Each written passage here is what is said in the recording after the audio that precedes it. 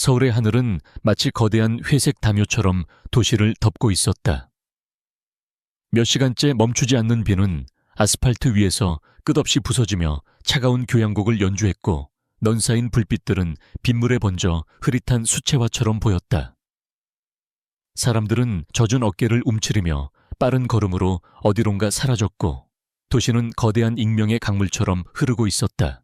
이런 삭막한 도시의 풍경과는 대조적으로 인사동의 한적한 골목에 자리한 작은 공방 시간의 흔적 안에는 따뜻하고 아늑한 공기가 감돌고 있었다.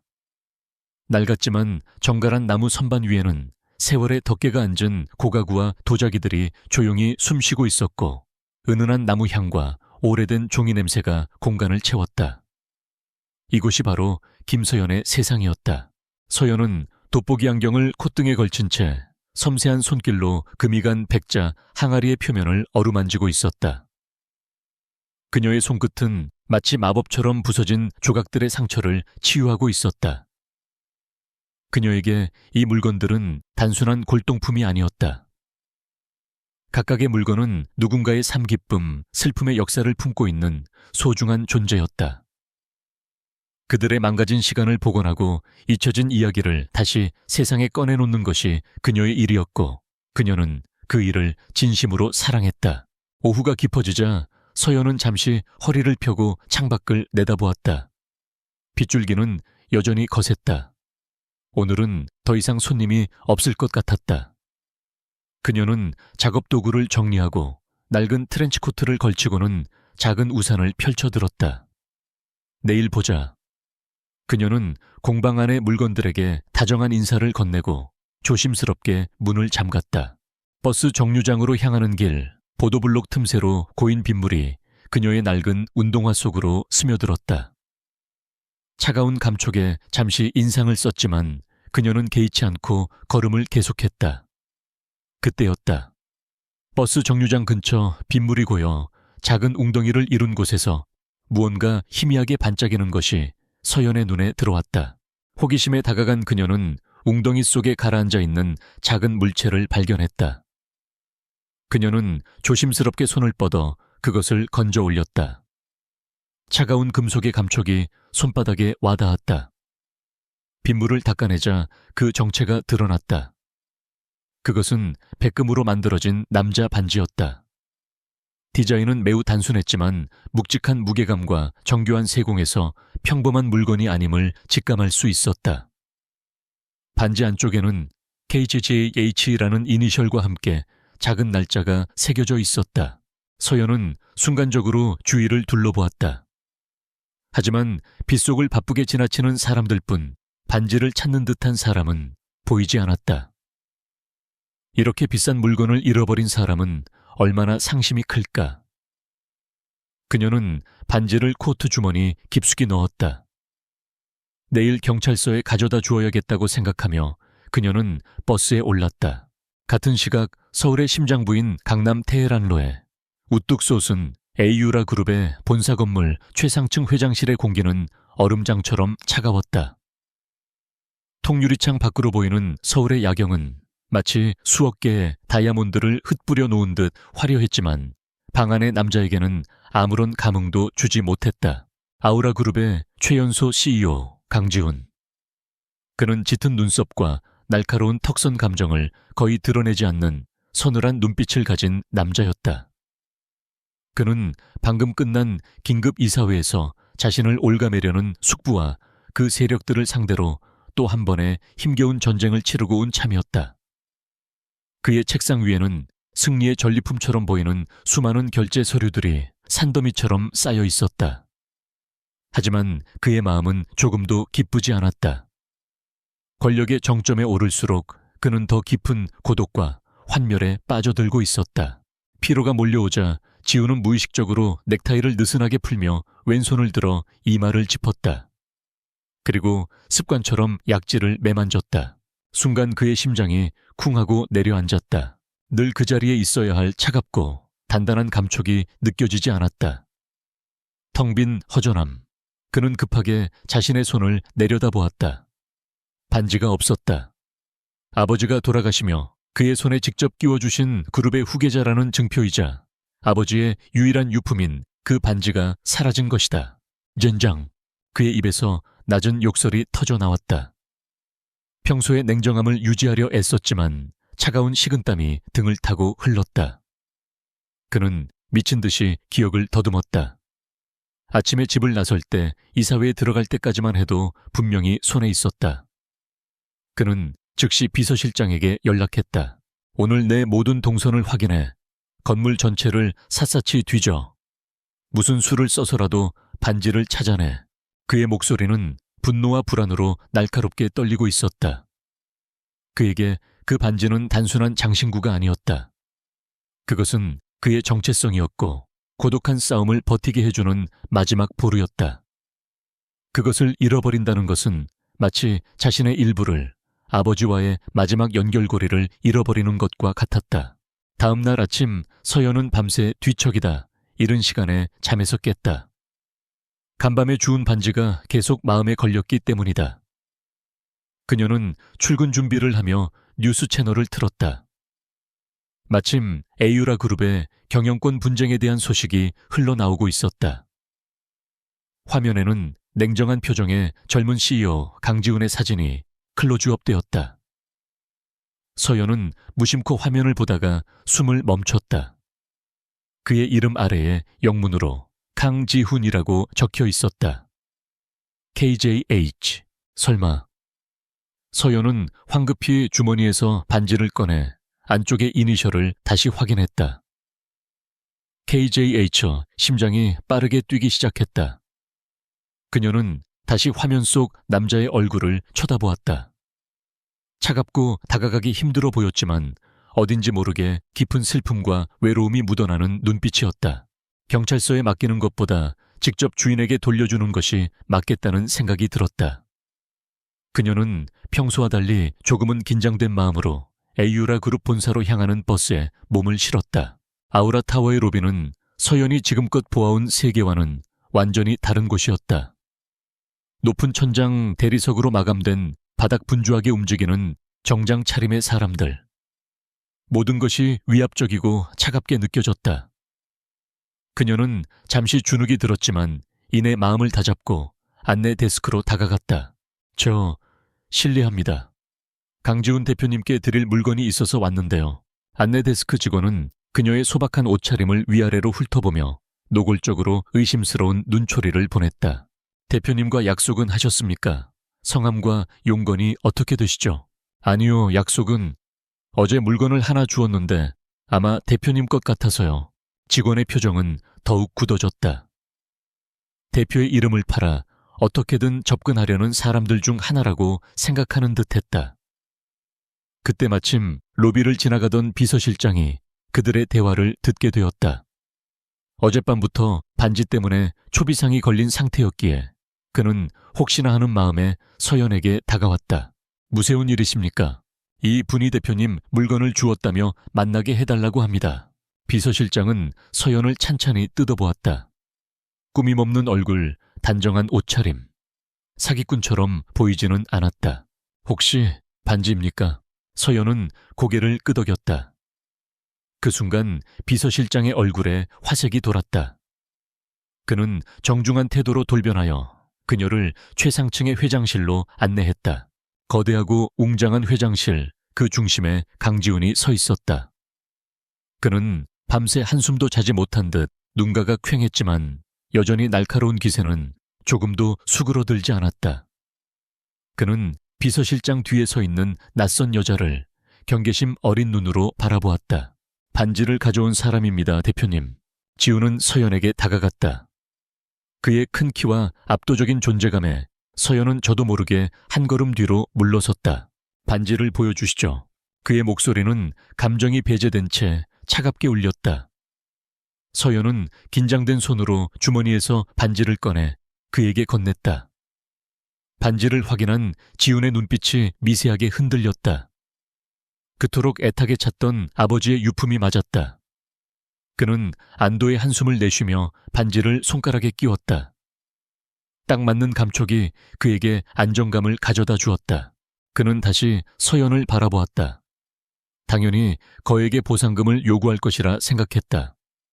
그의 세계에서는 모든 호의에 대가가 따랐으니까 살해를 하고 싶군요. 원하시는 금액을 말씀하십시오. 하지만 서연은 고개를 저었다. 아닙니다. 괜찮습니다. 주인을 찾았으니 다행인걸요. 그녀의 목소리는 조용했지만 단호했다. 지우는 당황했다. 그의 제안을 거절한 사람은 처음이었다. 그는 서연의 얼굴을 자세히 들여다보았다. 비에 젖어 흐트러진 머리카락 화장기 없는 수수한 얼굴. 하지만 무엇보다 그의 시선을 사로잡은 것은 그녀의 눈이었다. 어떤 욕심이나 계산도 담겨 있지 않은 맑고 투명한 눈. 그 눈은 마치 고요한 호수처럼 그의 복잡한 마음을 비추는 듯 했다. 그 순간 지우는 세상이 잠시 멈추는 것 같은 기묘한 감각에 휩싸였다.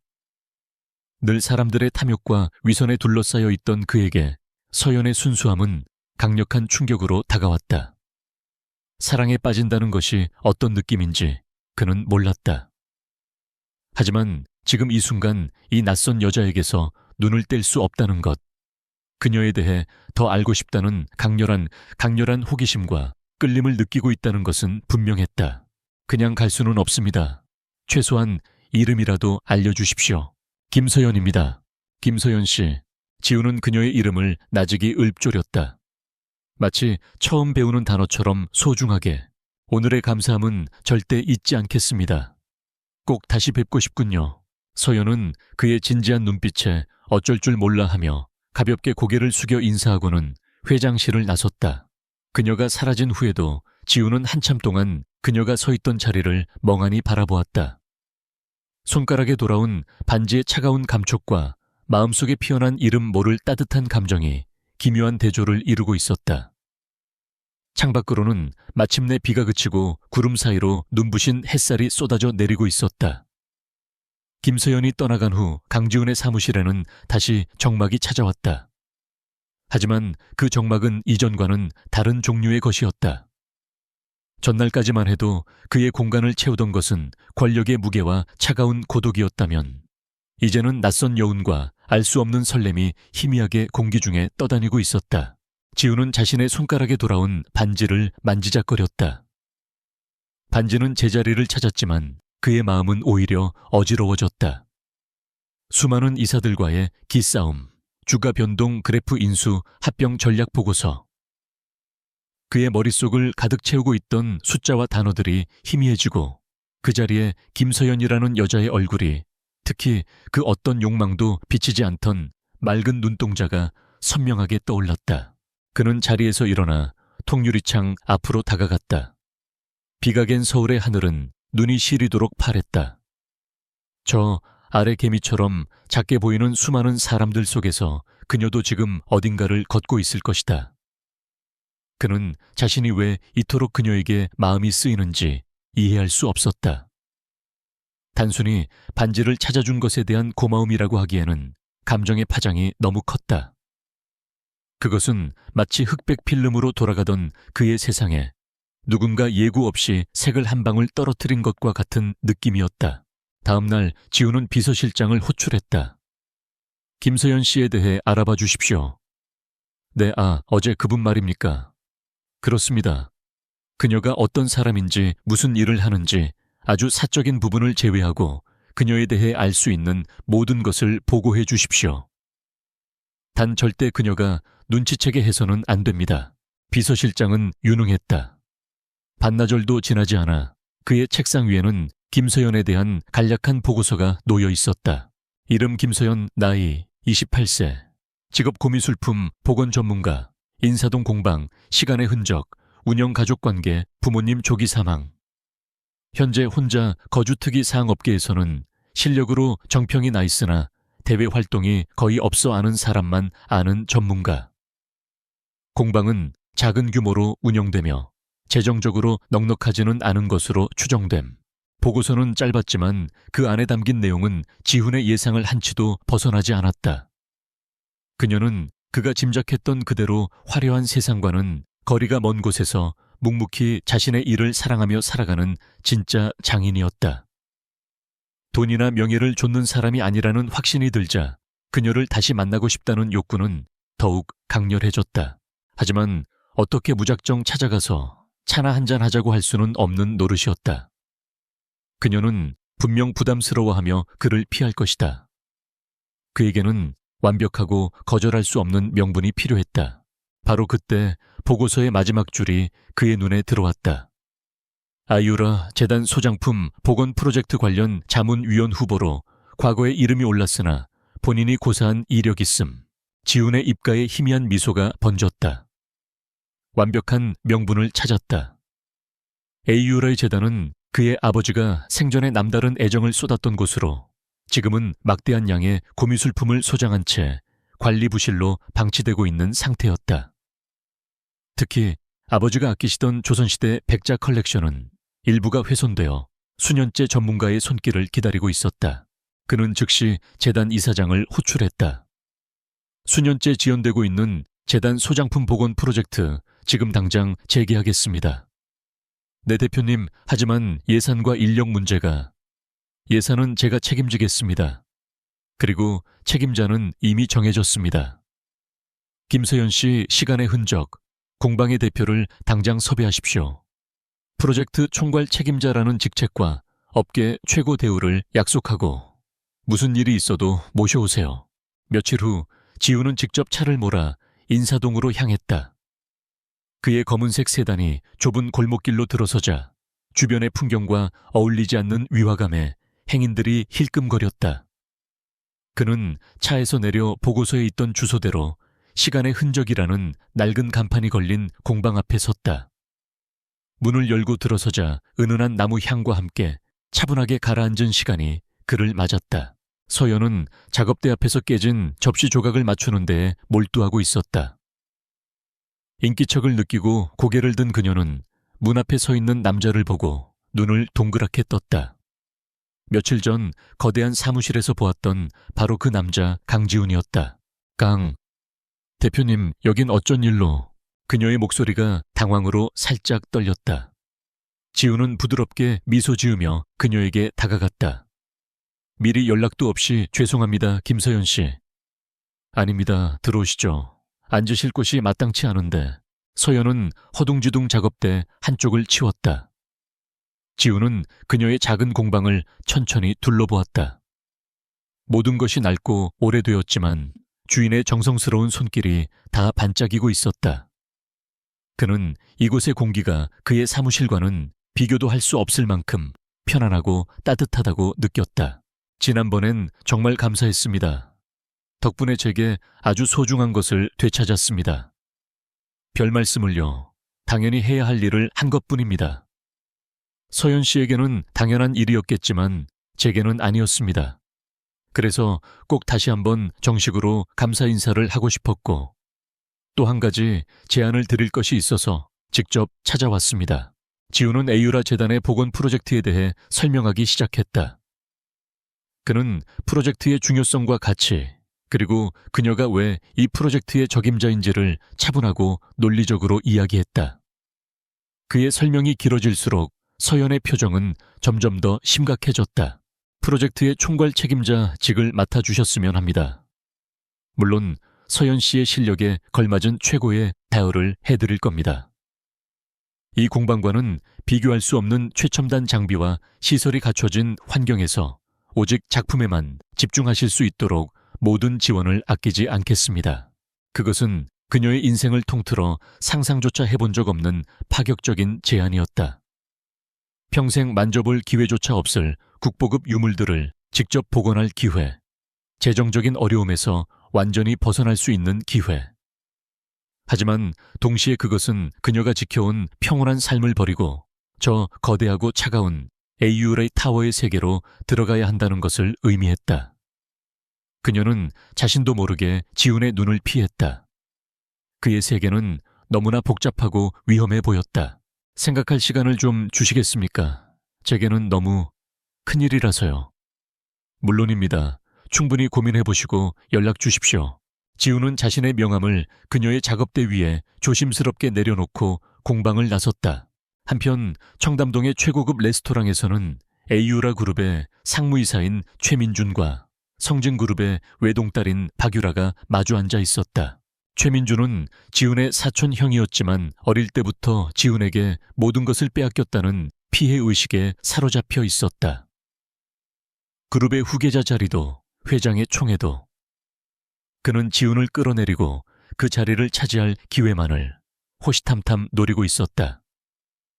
박유라는 화려한 외모와 배경을 가졌지만 오만하고 독선적인 성격의 소유자였다. 그녀는 오래전부터 강지훈을 자신의 남자로 점찍어두고 에이유라 그룹의 안주인이 되는 것을 당연하게 여기고 있었다. 요즘 지훈 오빠 좀 이상하지 않아?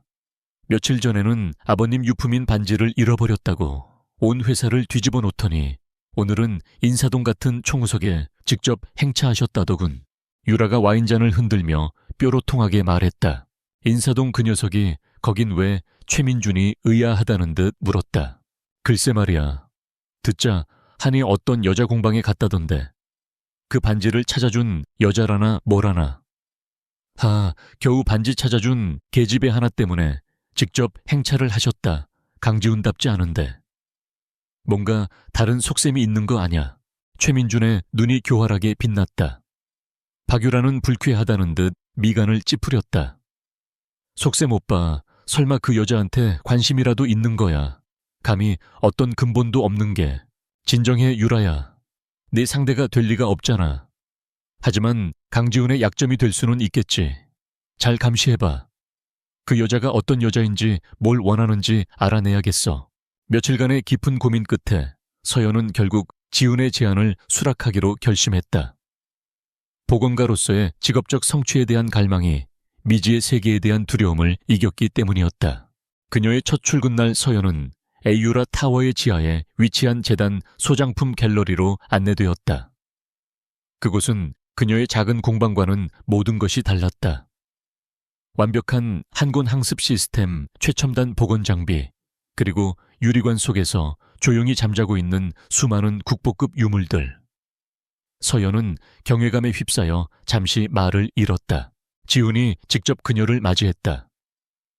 그는 재단의 주요 임원들에게 서연을 이번 프로젝트를 이끌 총괄 책임자라고 소개했다.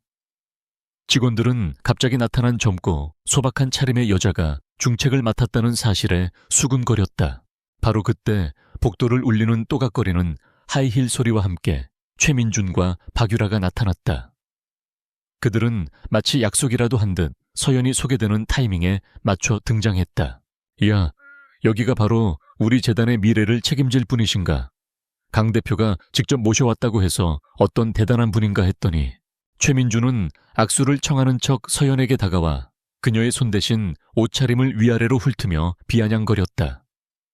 그의 눈에는 노골적인 무시와 경멸이 담겨 있었다. 박유라는 한술 더 떴다.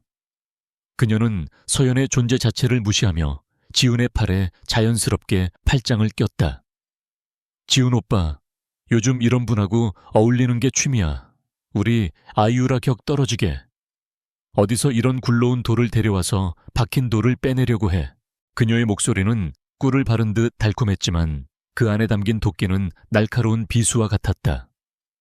주변의 공기가 순식간에 얼어붙었다. 서연은 두 사람의 공격적인 태도에 얼굴이 살짝 굳었지만 이내 평정을 되찾았다. 그녀는 허리를 꼿꼿이 세우고 두 사람을 차분히 마주보았다. 저는 제 실력으로 평가받기 위해 이곳에 왔습니다. 옷차림이나 배경으로 일하는 사람이 아닙니다. 두 분께서도 제 결과물로 저를 판단해 주시면 감사하겠습니다. 그녀의 조용하지만 힘 있는 대답에 최민준과 박유라는 순간 할 말을 잃었다. 지훈은 두 사람을 향해 싸늘한 시선을 보내며 서연의 어깨를 가볍게 감쌌다. 두 사람 다 내 손님에게 무례하게 굴지 마. 서연 씨는 내가 보증하는 사람이야. 앞으로 프로젝트에 관한 모든 권한은 서연 씨에게 있으니 전적으로 협조하도록. 지훈의 단호한 선언에 상황은 일단락되었지만 서연은 이미 깨달았다. 이곳은 결코 만만한 곳이 아니라는 것을. 자신의 일이 단지 깨진 도자기를 붙이는 것에서 끝나지 않을 것이라는 것을. 그녀는 거대한 전쟁터 한복판에 아무런 무기도 없이 던져진 기분이었다. 그날 저녁 모두가 퇴근한 텅 빈 갤러리에 홀로 남은 서연은 금이 간 다랑아리 앞에 조용히 섰다. 아름답지만 깊은 상처를 지닌 백자. 마치 자신의 처지처럼 느껴졌다. 그녀는 조심스럽게 손을 뻗어 항아리의 차가운 표면을 어루만졌다. 거대한 도전과 함께 피할 수 없는 위협이 그녀의 삶 속으로 성큼 들어오고 있었다. 시간이 약이라는 말은 김서연의 세상에서는 조금 다른 의미로 통용됐다. 부서진 도자기를 복원하는 데는 시간과 인내가 약이었고 그녀는 그 약을 다루는 데 있어 타의 추종을 불허 하는 전문가였다. 에이유라 재단에서의 날들이 쌓여갈수록 그녀는 자신을 향한 의심과 질투의 시선들을 묵묵히 실력으로 잠재워 나갔다. 그녀의 손끝에서 금이 갔던 백자는 원래의 매끈한 곡선을 되찾았고 빛이 바랬던 나전 칠기는 영롱한 빛을 다시 뿜어냈다. 그녀는 작품과 대화하듯 그들의 상처를 섬세하게 어루만졌고 그 과정은 경건하기까지 했다. 처음에는 그녀를 얕잡아 보던 재단의 다른 복원 전문가들도 이제는 그녀의 작업 방식과 결과물에 경외감을 표하기 시작했다. 강지우는 프로젝트 진행 상황을 확인한다는 명분으로 거의 매일같이 지하 갤러리를 찾았다. 그는 말없이 한참 동안 서연의 작업을 지켜보곤 했다. 먼지와 약품 냄새가 뒤섞인 그 공간에서 작업복 차림으로 유물에 온전히 집중하고 있는 그녀의 모습은 그가 지금껏 봐왔던 그 어떤 화려한 모습보다도 아름답고 고귀하게 느껴졌다. 이 항아리는 슬픈 사연을 가졌어요. 어느 날 서연이 깨진 조각을 붙이며 나직이 말했다. 만든 도공이 평생 사랑했던 여인을 기리며 만들었다고 전해져요. 그래서인지 다른 백자들보다 더 차갑고 또 더 애틋한 느낌이 들죠. 지우는 그녀의 말에 귀를 기울였다. 그녀를 통해 그는 처음으로 차가운 유물 속에 담긴 따뜻한 이야기를 듣게 되었다. 그들의 대화는 점차 깊어졌고 미술과 역사를 넘어 서로의 삶과 가치관에 대한 이야기로 이어졌다. 지우는 자신이 서연 앞에서만큼은 AURA 그룹의 CEO라는 무거운 갑옷을 내려놓고 온전한 강지훈 자신으로 있을 수 있다는 것을 깨달았다. 그러던 어느 날 지훈이 서연에게 뜻밖의 제안을 했다. 이번 주말에 있을 AURA 재단 자선갈래 제 파트너로 참석해 주시겠습니까? 아우라 그룹의 연례 자선갈라는 재계와 정계 문화계의 내로라하는 인사들이 모두 모이는 그야말로 별들의 전쟁과도 같은 사격의 최대의 행사였다. TV에서나 보던 그런 행사에 파트너로 참석해달라는 그의 말에 서연은 손에 들고 있던 세필붓을 떨어뜨릴 뻔했다. 제가 그런 자리예요. 저는 어울리지 않습니다. 드레스도 없고 그런 곳의 예절 같은 건 아무것도 모릅니다. 그녀는 손사래를 치며 거절했다. 상상만 해도 숨이 막혔다. 걱정하지 마십시오. 모든 건 제가 준비하겠습니다. 서연 씨는 이번 복원 프로젝트의 총괄 책임자입니다. 행사에 참석해서 프로젝트의 중요성을 알리는 것도 서연 씨의 중요한 역할 중 하나입니다. 그리고 제가 서연 씨와 함께 가고 싶습니다. 그의 마지막 말은 거의 속삭임에 가까웠지만 서연의 심장을 강하게 흔들었다. 그의 진지한 눈빛을 마주한 그녀는 결국 차마 거절하지 못하고 작게 고개를 끄덕였다. 그 소식은 즉시 최민준과 박유라의 귀에 들어갔다. 호텔 스위트룸에서 다음 계략을 논의하던 두 사람의 얼굴이 차갑게 굳었다. 감히 그 천박한 계집애를 파트너로 데리고 가겠다고. 박유라가 신경질적으로 소리치며 쿠션을 집어던졌다. 그녀의 자존심에 제대로 흠집이 났다. 강지훈의 파트너 자리는 당연히 자신의 것이라고 여겨왔기 때문이었다. 진정해 유라야. 오히려 잘된 일이야. 최민주는 음흉한 미소를 지으며 그녀를 진정시켰다. 스스로 호랑이 굴로 걸어 들어오겠다는데 우리가 성대하게 잔치상을 차려줘야지. 강지훈이 제 손으로 아끼는 장난감을 부수는 모습을 똑똑히 보게 될 거야. 그들의 잔혹한 계획이 세워지기 시작했다. 계획의 중심에는 박유라가 집안 대대로 물려받은 바다의 눈물이라는 이름의 거대한 사파이어 목걸이가 있었다.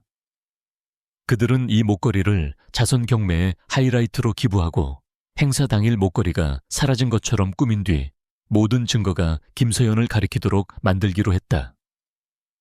목표는 단 하나 모두가 보는 앞에서 김서연을 파렴치한 도둑으로 만들고 그런 여자를 옆에 둔 강지훈의 명예를 땅에 떨어뜨리는 것이었다. 갈라가 열리는 날, 저녁 서연은 지훈의 비서가 보내준 우아한 네이비색 실크 드레스를 입고 거울 앞에 섰다. 낯선 자신의 모습에 어색했지만 지훈이 직접 그녀의 공방으로 데리러 왔을 때 그의 눈에 스치는 감탄의 빛을 보고 나서야 조금 용기를 낼 수 있었다. 행사장은 그야말로 눈부신 빛의 향연이었다. 거대한 샹들리에 아래 최고급 의상과 보석으로 치장한 사람들이 가식적인 미소를 지으며 샴페인 잔을 부딪히고 있었다.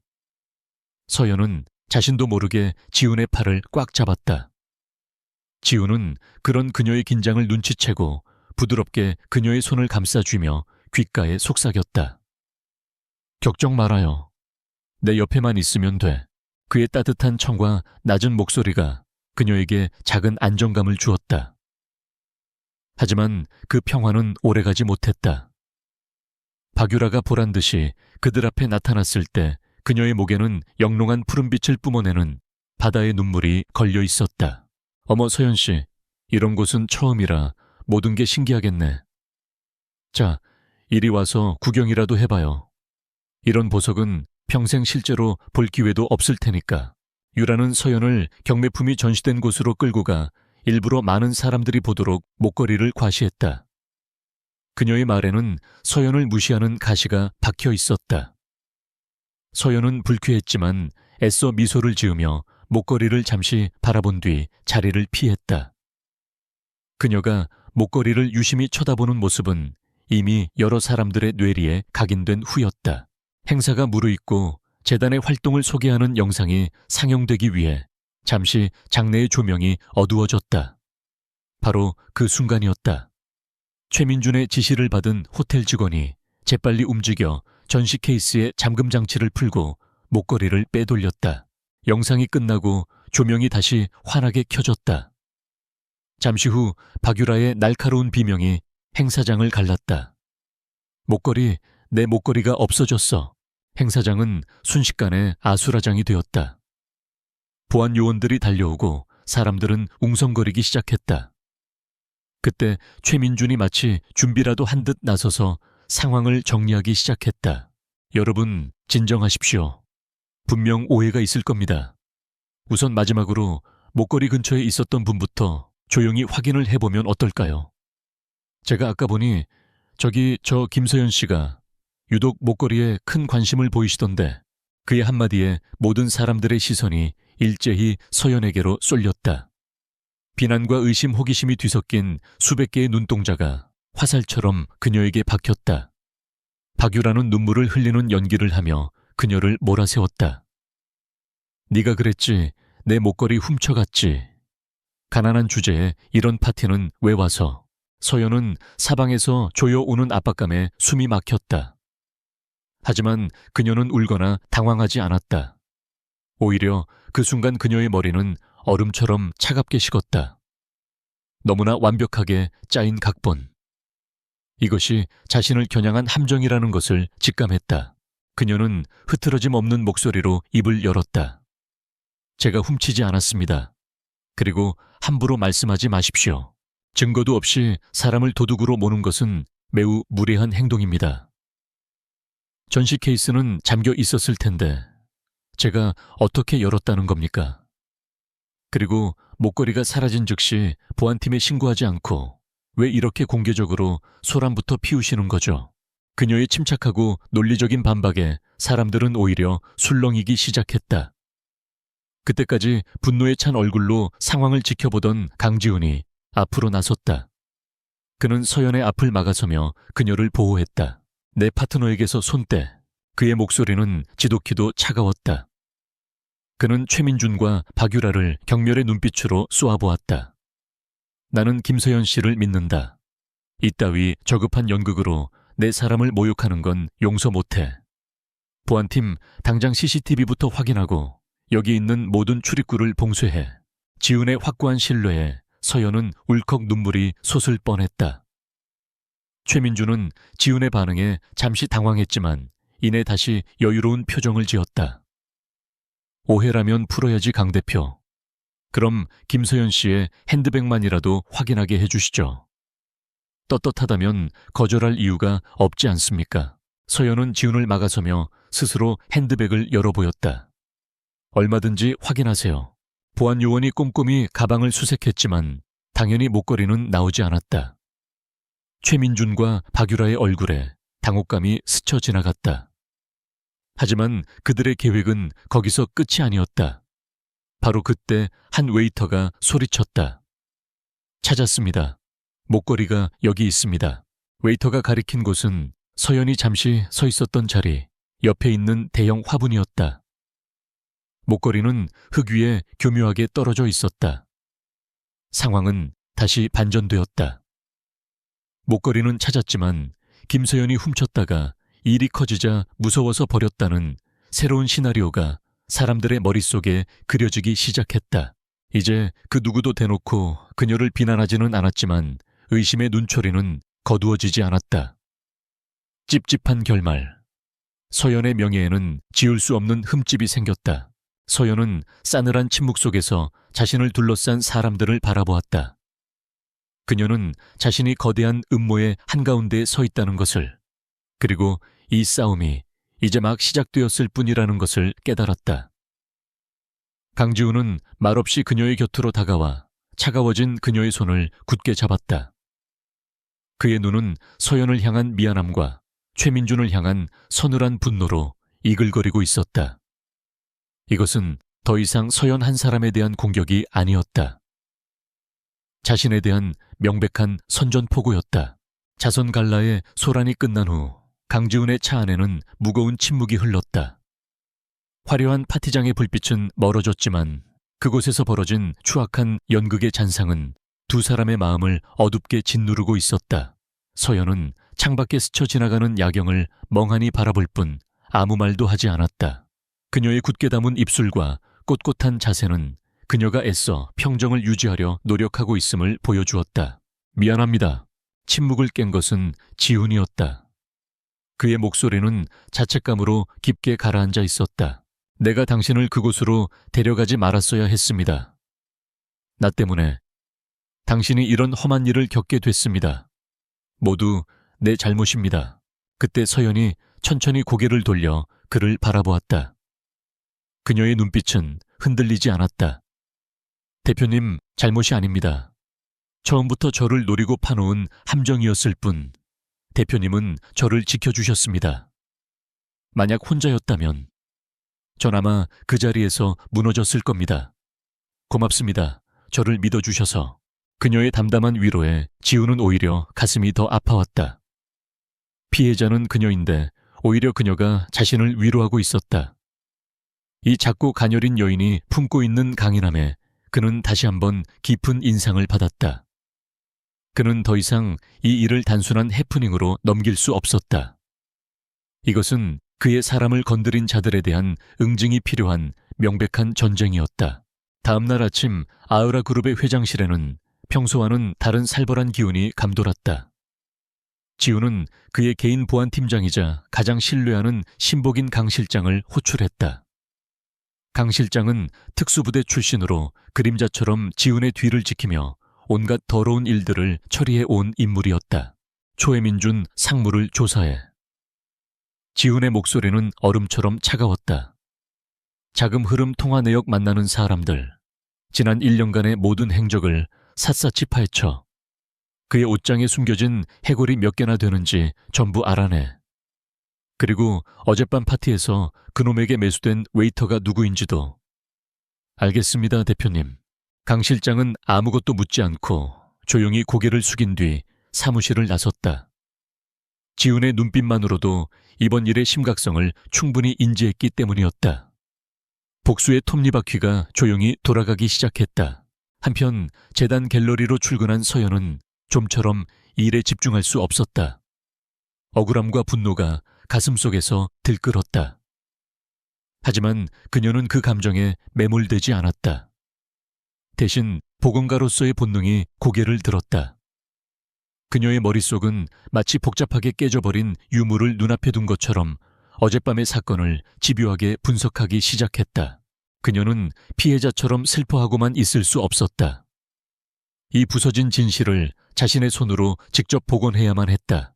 서연은 재단 보안실에 요청해 바다의 눈물, 목걸이가 전시 케이스에 놓여 있을 때 찍힌 고화질 사진과 화분에서 발견된 직후 찍힌 사진들을 모두 전송받았다. 그녀는 자신의 작업실에 있는 대형 모니터에 두 사진을 나란히 띄워놓고 돋보기 안경을 쓴 채 매의 눈으로 비교하기 시작했다. 보안팀도 보석 감정사도 그 누구도 발견하지 못한 차이점을 찾기 위해서였다. 몇 시간을 집중했을까? 그녀의 눈이 모니터의 한 지점에서 멈췄다. 작았다.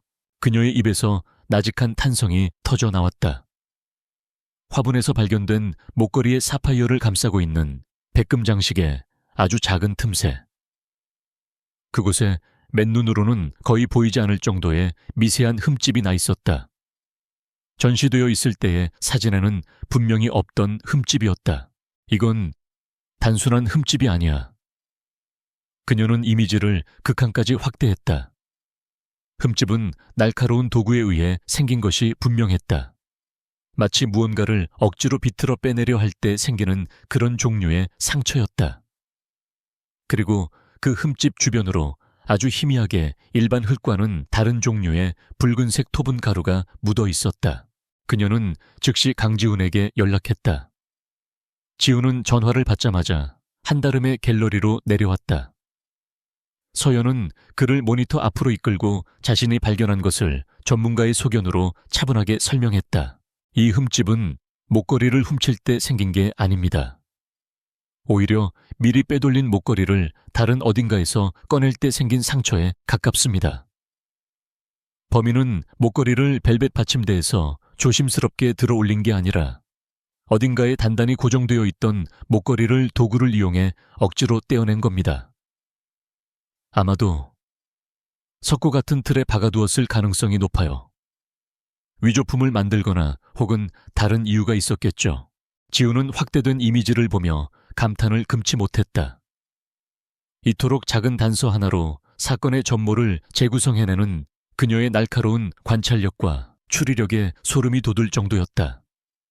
그는 자신의 보안팀이 총과 무력으로 적을 상대한다면 그녀는 그 누구도 따라할 수 없는 섬세함과 통찰력이라는 가장 강력한 무기를 가졌음을 깨달았다.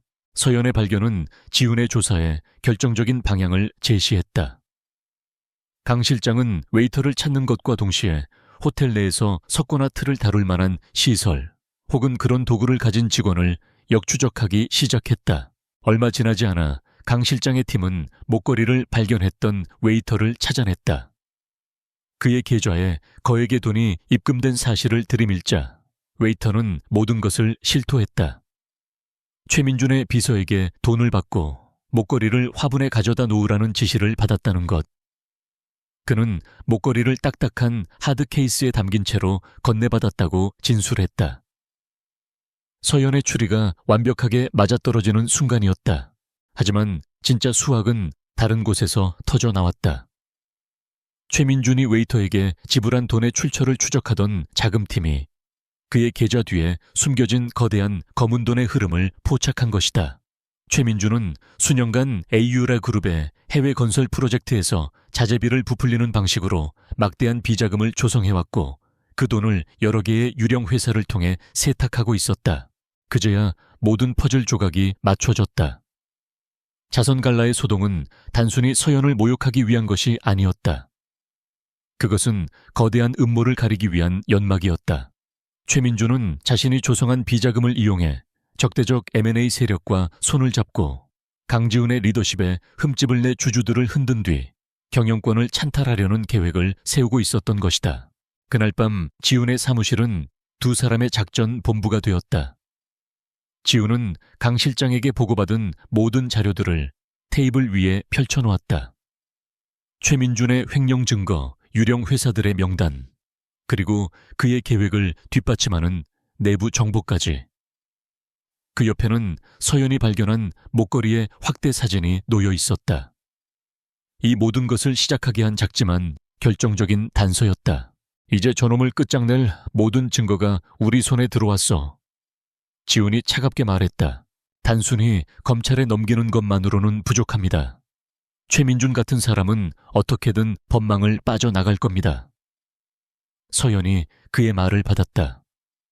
그녀는 더 이상 이 사건의 피해자가 아니었다. 이젠 복수의 공동 설계자였다. 그가 가장 자만하고 스스로 승리를 확신하는 순간에 모든 사람 앞에서 스스로 무너지게 만들어야 합니다. 그가 가장 얻고 싶어 했던 바로 그 자리에서요. 두 사람의 시선이 허공에서 마주쳤다. 다음 주에 있을 분기별 정기이사회. 최민준이 주주들을 선동해 지훈의 해임안을 상정하리라 예상되는 바로 그날이 결전의 날이 될 것이었다. 그들은 밤이 깊어가는 줄도 모르고 계획을 세웠다. 최민준이 자신만만하게 칼을 뽑아들도록 유도한 뒤 그의 논리를 하나씩 격파하고 마지막 순간에 누구도 예상치 못한 결정적인 증거를 터뜨려 그를 재기불능의 상태로 만드는 것. 계획이 완성되었을 때 두 사람은 나란히 통유리창 앞에 섰다. 발 아래로 펼쳐진 서울의 야경이 보석처럼 반짝였다. 더 이상 피해자와 보호자가 아니었다. 그들은 거대한 적을 앞에 둔 서로의 등을 맡길 수 있는 유일한 동지이자 파트너였다. 결전의 날을 앞둔 두 사람 사이에는 굳건한 신뢰와 함께 뜨거운 결의가 조용히 흐르고 있었다. 결전의 날 에이유라 그룹 본사 30층에 위치한 이사회 회의실의 공기는 팽팽한 긴장감으로 가득 차 있었다. 거대한 원목 테이블을 둘러싸고 그룹의 운명을 좌지우지하는 이사들이 각기 다른 표정으로 자리를 지키고 있었다. 그들의 시선은 상석에 앉은 강지훈과 그의 바로 옆자리에 앉은 최민준에게로 교차하며 쏠렸다. 최민준의 얼굴에는 승리를 확신하는 자의 오만함이 가득했다. 그는 지난 며칠간 물밑에서 발빠르게 움직여 자신을 지지할 우호 지분을 충분히 확보한 상태였다. 오늘 이 자리에서 그는 강지훈의 리더십 부재와 독단적인 경영, 그리고 사생활 문란, 김서연과의 관계를 엮어서 을 문제 삼아 해임안을 상정하고 자신이 그 자리를 차지할 완벽한 시나리오를 그려놓고 있었다. 그는 자신의 옆에 앉은 법무팀장을 향해 눈짓을 보내며 만족스러운 미소를 지었다. 반면 강지훈의 표정은 그 누구도 속을 읽을 수 없을 만큼 평온했다. 마치 폭풍전야의 고요한 바다와도 같았다. 그의 침착함은 오히려 몇몇 이사들을 불안하게 만들었다. 그는 아무 말 없이 테이블 위에 놓인 자신의 이름표를 응시하고 있었다. 그에게 이 자리는 아버지가 피와 땀으로 일군 왕국이었고 오늘 그는 그 왕국을 지키기 위한 마지막 결전을 치러야 했다. 회의가 시작되고 예상대로 최민준이 먼저 포문을 열었다. 그는 자리에서 일어나 준비해온 자료들을 화면에 띄우며 열변을 토하기 시작했다. 존경하는 이사님 여러분, 저는 오늘 참담한 심정으로 이 자리에 섰습니다. 현재 우리 에이유레이 그룹은 총체적 위기에 빠져 있습니다. 강지훈 대표의 독단적이고 비합리적인 경영 방식으로 인해 주력 사업의 수익성은 악화되고 있으며 무엇보다 심각한 것은 리더로서의 도덕적 해이입니다. 그는 화면에 자선 갈래에서 소동이 벌어졌을 때 찍힌 사진들을 띄웠다. 사진 속에는 공영에 처한 서연과 그녀를 감싸고 있는 지훈의 모습이 교묘하게 편집되어 있었다. 강 대표는 검증되지 않은 여성을 재단의 중책에 앉히고 공적인 행사에 파트너로 동반하여 그룹 전체의 품위를 실추시켰습니다.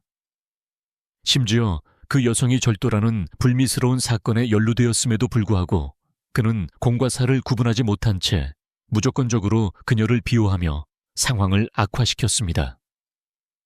이런 인물이 과연 우리 그룹을 이끌 자격이 있다고 생각하십니까?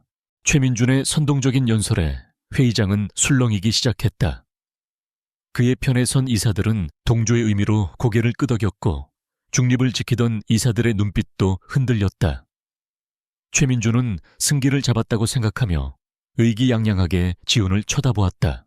모든 비난의 화살이 자신에게 쏟아지는 동안에도 미동조차 않던 지훈이 바로 그 순간 천천히 자리에서 일어났다.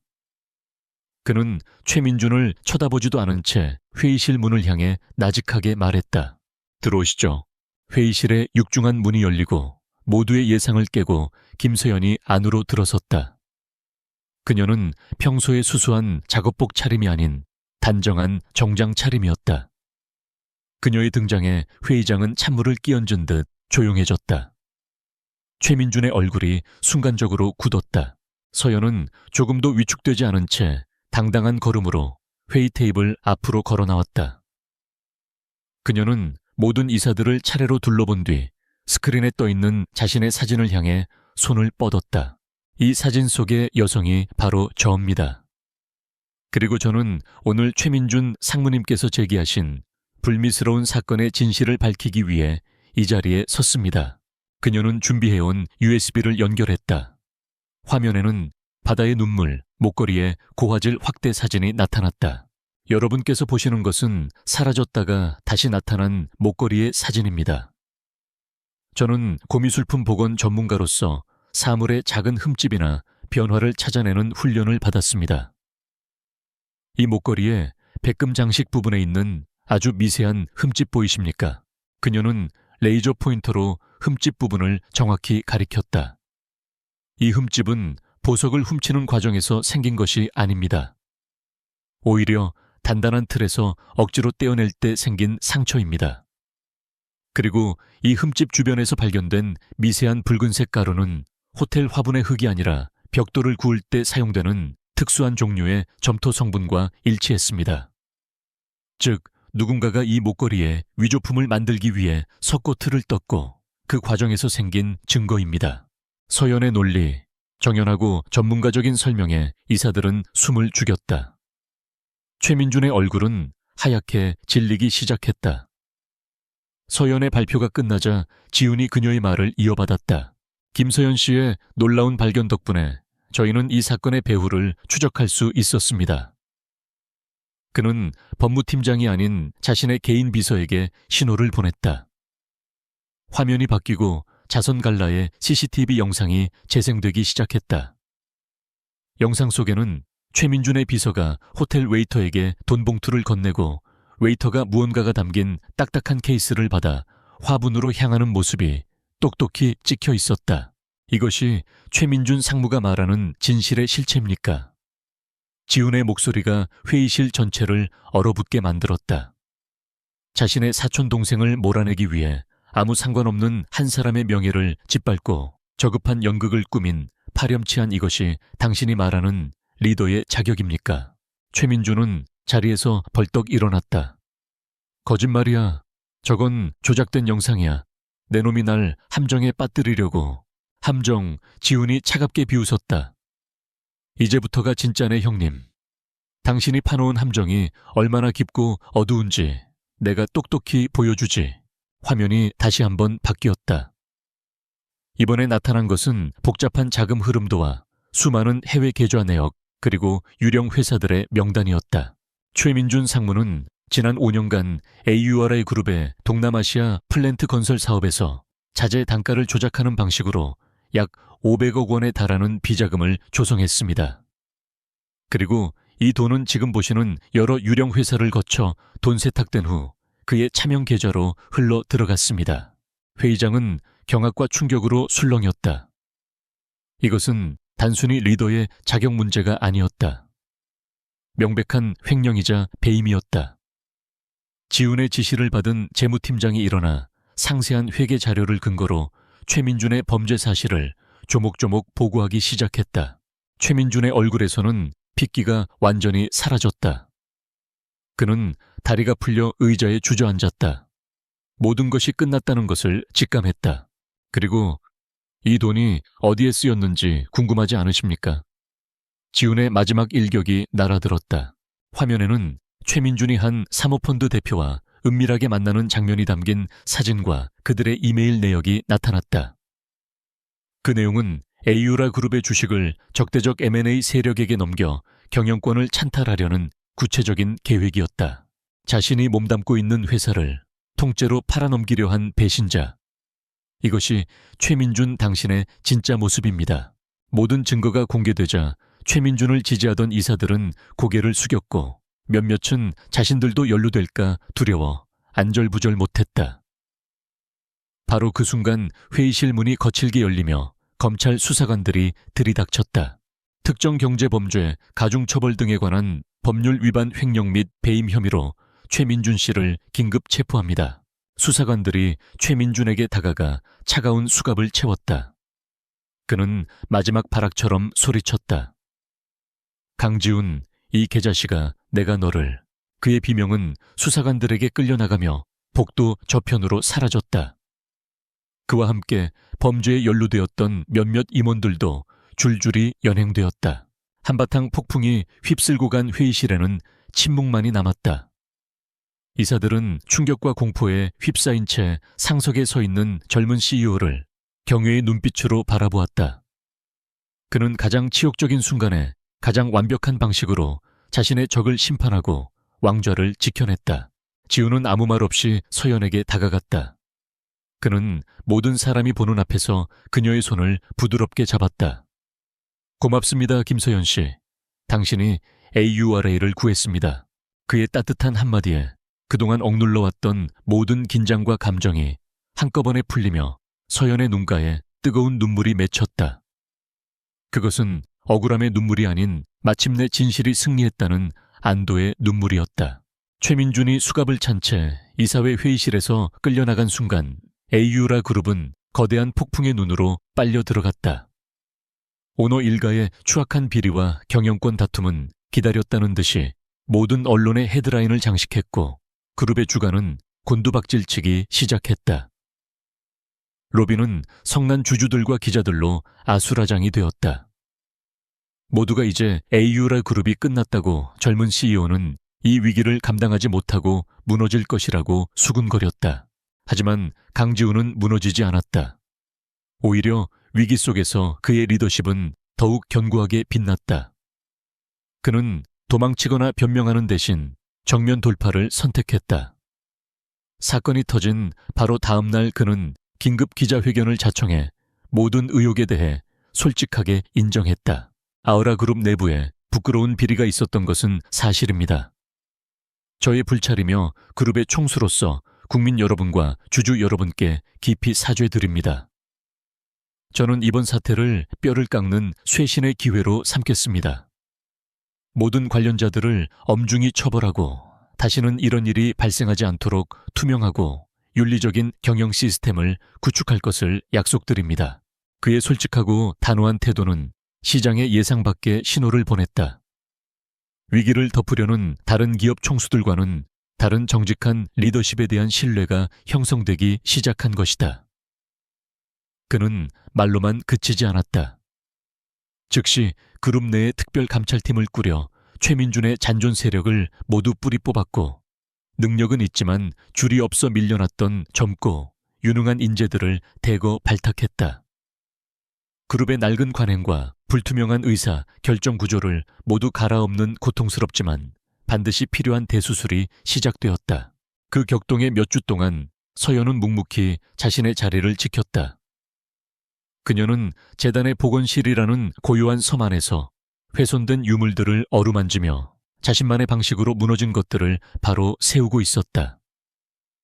그녀의 존재는 지훈에게 유일한 안식처가 되어주었다. 그는 온갖 비난과 압박에 시달리다 지칠 때면 약품 냄새와 흙먼지가 뒤섞인 그녀의 작업실을 찾아와 말없이 그녀가 일하는 모습을 지켜보곤 했다. 그 고요한 시간 속에서 그는 다시 싸울 힘을 얻었다. 마침내 그룹이 안정을 되찾고 폭풍우가 잦아들기 시작했다. 지훈은 마침내 수년간 처음으로 온전한 휴가를 냈다. 그리고 그는 망설임 없이 서연에게 전화를 걸었다. 김서연 씨, 혹시 오늘 하루 저에게 시간을 내어줄 수 있습니까? 그는 그녀를 화려한 레스토랑이나 호화로운 리조트로 데려가지 않았다. 대신 서울 근교에 있는 한적한 수목원으로 향했다. 그곳은 그의 아버지가 살아생전 가장 좋아했던 장소이자 어린 시절 그의 유일한 놀이터였던 곳이었다. 가을의 문턱에 들어선 수목원은 고즈넉하고 아름다웠다. 두 사람은 잘 닦인 산책로를 따라 나란히 걸었다. 지우는 값비싼 정장 대신 편안한 면바지와 스웨터 차림이었고 서연 역시 청바지에 카디건을 걸친 수수한 모습이었다. 그들을 둘러싼 것은 더 이상 차가운 대리석 벽과 날선 눈빛들이 아니었다. 따스한 햇살과 상쾌한 나무 내음, 그리고 평화로운 새소리뿐이었다. 그제야 그들은 온전히 서로를 마주볼 수 있었다. CEO와 보건 전문가라는 사회적 가면을 벗어던지고 강지훈과 김서연이라는 한 남자와 한 여자로서 어릴 때 아버지는 주말마다 저를 이곳에 데리고 오셨습니다. 회사의 복잡한 일들을 잊고 흙을 만지고 나무의 이름을 알려주셨죠. 제게는 유일하게 숨을 쉴 수 있었던 공간이었습니다. 지우는 담담하게 자신의 어린 시절 이야기를 꺼냈다. 권력의 후계자로서 받아야 했던 혹독한 교육 친구 하나 없이 외로웠던 시간들. 서연은 조용히 그의 이야기에 귀를 기울였다. 그의 차가운 표정 뒤에 숨겨진 깊은 상처와 외로움을 보았다. 그녀 역시 일찍 부모님을 여의고 홀로 세상을 버텨온 사람이었기에 그의 고독을 누구보다 깊이 이해할 수 있었다. 그들은 수목원 가장 안쪽에 있는 작은 호숫가 벤치에 앉았다. 붉은 빛으로 물들어가는 저녁 노을이 호수 표면에 부서지며 황금빛 윤슬을 만들어내고 있었다. 지우는 한참 동안 호수를 바라보다가 결심한 듯 서연을 향해 몸을 돌렸다. 그의 눈빛은 지금껏 본 적 없이 진지하고 또 간절했다. 서연 씨, 당신을 만나기 전에 제 삶은 온통 회색이었습니다. 매일이 전쟁이었고 아무도 믿을 수 없었죠. 제 주위에는 제 돈과 권력을 보고 접근하는 사람들 뿐이었습니다. 그래서 저는 마음의 문을 굳게 닫고 오직 이기는 법만 생각하며 살아왔습니다. 그는 잠시 말을 멈추고 심호흡을 했다. 그러다 당신을 만났습니다. 당신은 제게 반지를 돌려주었지만 사실 당신이 제게 찾아준 것은 잃어버렸던 제 자신의 일부였습니다. 욕심 없이 정직할 수 있다는 것, 계산 없이 선의를 베풀 수 있다는 것이 얼마나 위대한 가치인지를 당신을 통해 다시 깨닫게 되었습니다. 그의 목소리가 감정으로 미세하게 떨리고 있었다. 처음에는 그저 신기하고 고마운 사람이었습니다. 하지만 함께 위기를 헤쳐나가면서 당신의 지혜와 강인함에 존경심을 갖게 되었습니다. 그리고 어느 순간부터 제 심장이 당신을 향해 뛰고 있다는 것을 깨달았습니다. 이제는 상상할 수 없습니다. 당신의 그 고요한 지혜와 흔들리지 않는 고든 마음이 없는 제 미래를. 지우는 떨리는 손으로 자신의 약지에 끼워져 있던 반지를 천천히 뺐다. 모든 것을 시작하게 했던 아버지의 유품인 바로 그 반지였다. 그는 그것을 서연의 앞에 내밀었다. 이건 남자의 반지이고 제대로 된 프로포즈 반지가 아니라는 걸 압니다. 그의 목소리가 짙은 감정에 잠겨 있었다. 하지만 이것은 제가 가진 가장 소중한 것입니다. 제 과거이자 아버지의 유산이며 제가 짊어져야 할 책임의 상징입니다. 이 반지를 잃어버렸을 때 저는 모든 것을 잃었다고 생각했습니다. 하지만 당신이 이 반지를 되찾아준 순간부터 이것은 제게 새로운 의미가 되었습니다. 희망과 정직함과 그리고 당신의 상징이 되었습니다. 그는 서연의 눈을 깊이 들여다보았다. 이제 당신이 이 반지를 간직해 주십시오.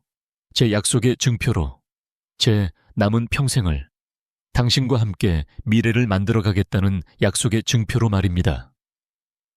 저와 결혼해 주시겠습니까, 서연 씨? 그의 진심 어린 고백에 서연의 눈에서 뜨거운 눈물이 뺨을 타고 흘러내렸다. 세상 그 어떤 화려한 다이아몬드 반지보다 그의 영혼이 담긴 이 낡은 반지가 그녀에게는 더없이 소중하고 감동적이었다. 그녀는 소리내어 대답하는 대신 눈물 젖은 미소와 함께 조용히 고개를 끄덕였다. 지우는 조심스럽게 그녀의 손가락에 반지를 끼워주었다. 예상대로 반지는 그녀의 가느다란 손가락에 헐거웠다. 그 어색하고도 다정한 순간에 두 사람은 마주보며 작게 웃었다. 나중에 꼭 맞는 반지로 다시 해주겠습니다. 아니요, 이게 좋아요. 세상에서 가장 완벽한 반지예요. 지우는 더 이상 참지 못하고 그녀를 자신의 품으로 끌어당겼다. 붉게 타오르는 노을 아래 두 사람의 입술이 조심스럽게 포개졌다. 길고 길었던 싸움이 끝나고 상처받은 두 영혼이 서로를 보듬으며 마침내 찾아낸 진짜 사랑이었다. 그들의 행복한 미래에 대한 약속이 그 첫 키스와 함께 조용히 봉인되었다. 강지훈의 진심 어린 프로포즈 이후 계절이 한 번 바뀌었다. 혹독했던 겨울이 지나고 만물이 소생하는 따스한 봄이 찾아왔다. 그들의 사랑처럼 세상도 잿빛을 털어내고 새로운 색으로 옷을 갈아입고 있었다. 세간의 관심은 당연히 세기의 결혼식에 쏠렸다. 재계의 황태자와 평범한 보건 전문가의 만남은 이미 한 편의 드라마였고 사람들은 그 드라마의 마지막을 장식할 화려한 피날레를 기대했다. 대한민국 최고의 호텔 수천 명의 하객 수십억 원을 호가하는 보석과 드레스. 모두가 그런 그림을 상상했다. 하지만 두 사람의 선택은 세상의 예상과는 전혀 달랐다. 결혼식은 우리가 처음 시작된 곳에서 하고 싶어요. 서연의 조심스러운 제안에 지우는 망설임 없이 고개를 끄덕였다. 그들이 선택한 장소는 지훈이 그녀에게 청혼했던 그의 아버지와의 추억이 깃든 바로 그 수목원이었다. 화려한 호텔 연회장 대신 그들은 햇살과 바람 그리고 푸른 나무들을 증인으로 삼기로 했다. 결혼 준비는 조용하고 차분하게 진행되었다. 지훈은 그룹의 모든 역량을 동원해 최고의 웨딩 플래너를 붙여주겠다고 했지만 서연은 고개를 저었다. 대신 그녀는 자신의 작은 공방에서 직접 청첩장에 들어갈 그림을 그렸고 결혼식 날 하객들에게 선물할 작은 기념품을 디자인했다. 그것은 그녀가 복원했던 낡은 가구에서 나온 나무 조각으로 만든 세상에 하나뿐인 책갈피였다. 지우는 처음에는 그런 그녀를 이해할 수 없었지만 함께 준비하는 과정 속에서 그는 생전 처음으로 돈으로 살 수 없는 것들의 가치를 배우게 되었다. 그는 서연과 함께 웨딩드레스를 고르러 다니고 서툴지만 진심을 담아 결혼 서약서를 써 내려가며 진짜 행복이 무엇인지를 깨달았다. 성공과 승리가 아닌 사랑하는 사람과 함께 소박한 기쁨을 나누는 것. 그것이 바로 행복이었다. 결혼식을 며칠 앞두고 지우는 홀로 아버지가 잠들어 계신 산소를 찾았다. 그는 잘 닦인 묘비 앞에 국화 한 송기를 내려놓고 아주 오랜만에 아버지에게 말을 걸었다. 아버지, 저 장가갑니다. 아주 좋고 현명하고 강한 사람입니다. 아버지가 살아계셨다면 분명 마음에 들어 하셨을 겁니다. 그녀는 제게서 반지를 찾아준 것이 아니라 아버지가 제게 물려주고 싶어 하셨던 진짜 가치들을 찾아주었습니다. 이제 저 더 이상 외롭지 않습니다. 행복하게 잘 살겠습니다. 그러니 하늘에서 부디 편히 쉬십시오. 그의 목소리는 담담했지만 눈가에는 뜨거운 눈물이 맺혀 있었다. 그것은 그가 오랫동안 짊어져 왔던 무거운 짐을 내려놓고 진정한 어른으로 다시 태어나는 순간이었다. 마침내 결혼식 날이 밝았다. 5월의 햇살이 눈부시게 쏟아지는 수목원은 세상에서 가장 아름다운 예식장이 되어 있었다. 화려한 장식 대신 길을 따라 피어난 야생화들이 버진 로드를 수놓았고 하객들의 의자에는 서연이 직접 만든 책갈피가 놓여 있었다. 하객은 많지 않았다. 두 사람을 진심으로 아끼고 축복해주는 가족과 가까운 친구들, 그리고 에이유라 재단의 직원들이 전부였다.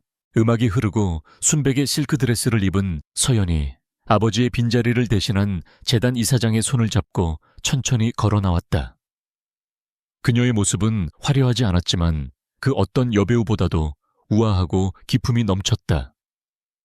그녀의 손에는 화려한 부케 대신 수목원에서 직접 꺾어 만든 소박한 들꽃 다발이 들려 있었다. 그녀를 기다리고 있던 지훈의 눈에는 오직 사랑과 감탄만이 가득했다. 그는 그녀의 손을 건네받아 단상 앞으로 나아갔다. 두 사람은 서로를 마주보고 직접 쓴 서약을 낭독하기 시작했다. 나 강지훈은 나의 어둡고 차가웠던 세상에 한 줄기 빛이 되어준 당신 김서연을 아내로 맞이하며 맹세합니다. 당신을 통해 다시 사람을 믿는 법을 배웠고 사랑하는 법을 배웠습니다. 남은 평생 당신의 가장 든든한 버팀목이 되어 당신의 지혜를 존중하고 당신의 따뜻함을 지키며 당신과 함께 웃고 함께 울겠습니다. 사랑합니다. 나 김서연은 낡고 부서진 것들 속에서 저의 가치를 발견해주고 더 넓은 세상으로 나아갈 용기를 준 당신. 강지훈을 남편으로 맞이하며 맹세합니다. 당신의 깊은 외로움을 보았고 그 무거운 책임감을 압니다. 이제 그 짐을 당신 혼자 짊어지지 않도록 평생 당신의 가장 가까운 친구이자 동반자로서 당신의 곁을 지키겠습니다. 존경하고 사랑합니다. 진심이 담긴 서약에 하객들은 조용히 눈물을 훔쳤다.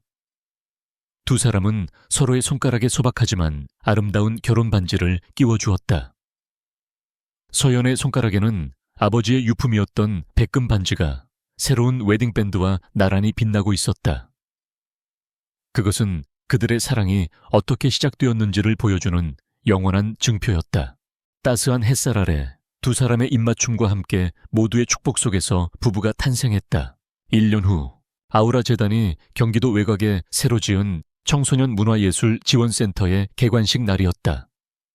센터는 불우한 환경의 청소년들이 무료로 미술, 음악 공예 등을 배우며 꿈을 키울 수 있도록 만들어진 공간이었다.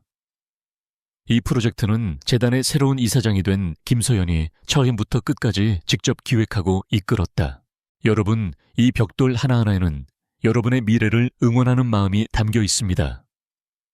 낡고 부서진 물건도 정성으로 보살피면 다시 빛을 발하듯 여러분의 꿈도 이곳에서 마음껏 펼치고 다듬어서 세상에서 가장 아름다운 작품으로 만들어 나가길 바랍니다. 단상에 선 서연이 아이들을 향해 따뜻한 격려사를 전했다. 그녀는 더 이상 낯선 세계 앞에서 주눅들던 예전의 모습이 아니었다. 부드럽지만 강단 있는 리더십으로 재단을 이끌며 수많은 사람들에게 존경과 사랑을 받는 인물이 되어 있었다. 그녀는 강지훈의 세계에 흡수된 것이 아니라 오히려 그녀의 가치로 그의 세계를 더욱 풍요롭고 의미 있는 곳으로 바꾸어 놓았다. 객석 맨 앞줄에서 강지훈이 그런 아내의 모습을 자랑스럽고 사랑스러운 눈빛으로 바라보고 있었다. 그는 여전히 에이유레이 그룹을 이끄는 카리스마 넘치는 CEO였지만 예전의 날카롭고 차가운 모습은 찾아볼 수 없었다. 그의 얼굴에는 아내를 향한 따뜻한 미소와 세상을 향한 너그러운 여유가 깃들어 있었다. 그는 이제 더 이상 부와 성공만을 좇는 사업가가 아니었다. 사랑하는 사람과 함께 더 나은 세상을 만드는 것에서 진정한 행복을 찾는 성숙한 리더가 되어 있었다. 행사가 끝나고 두 사람은 센터 앞마당에서 아이들이 뛰노는 모습을 함께 지켜보았다. 지훈이 다정하게 서연의 손을 잡았다. 그의 손과 KJH 이니셜이 새겨진 이제는 그녀의 손에 꼭 맞게 수선된 반지를 부드럽게 어루만졌다. 당신을 만나고 내 인생이 완벽하게 복원되었어. 지훈의 나직한 고백에 서연이 환하게 미소 지으며 그의 어깨에 머리를 기댔다. 평범한 소녀가 CEO의 반지를 주어 그의 아내가 된 신데렐라 이야기는 여기서 끝이 났다. 하지만 서로의 상처를 보듬고 서로를 성장시키며 함께 더 나은 세상을 만들어 나가는 강지훈과 김서연의 진짜 사랑 이야기는 바로 지금부터가 시작이었다.